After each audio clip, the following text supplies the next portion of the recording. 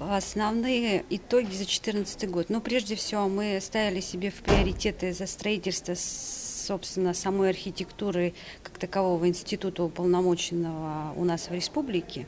И второе основное направление, которое было в приоритете за 2014 год, это отработка всего механизма защиты, предусмотренного федеральным законом и нашим республиканским законом. Мы выстроили всю структуру работы, задействовали общественность, бизнес-общественность, экспертов различных. И проработали, естественно, те обращения, те жалобы, которые на сегодняшний момент, на момент 2014 года поступали. В ходе работы над обращениями около 30% всех обращений были признаны обоснованными.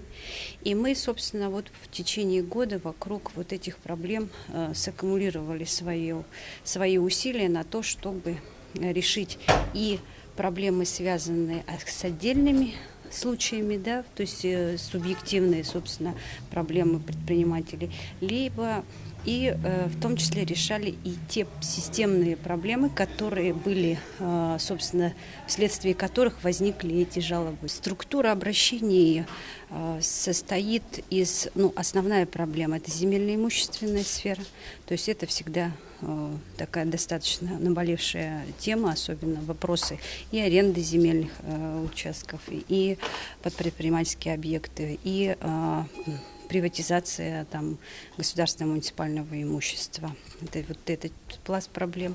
Проблемы, связанные с размещением нестационарных торговых объектов. Проблемы с госзакупками.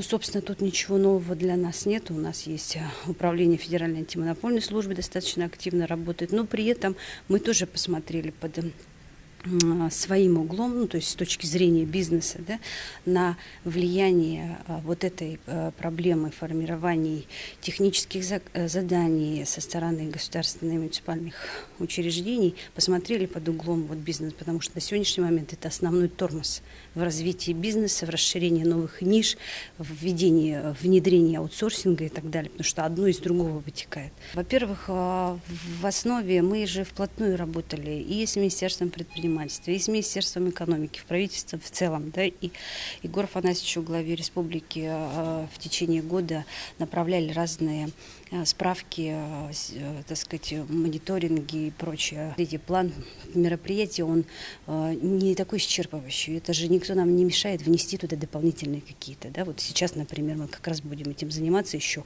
по итогам доклада, то, что нам в конечном итоге удалось систематизировать, все уже упорядочить, так сказать, какие конкретные должны последовать от этого, по итогам этого доклада уполномоченного, первого причем на самом деле, да, чтобы по итогам доклада, какие управленческие решения в каких проектах нормативно-правовых актах должно это отразиться. Да?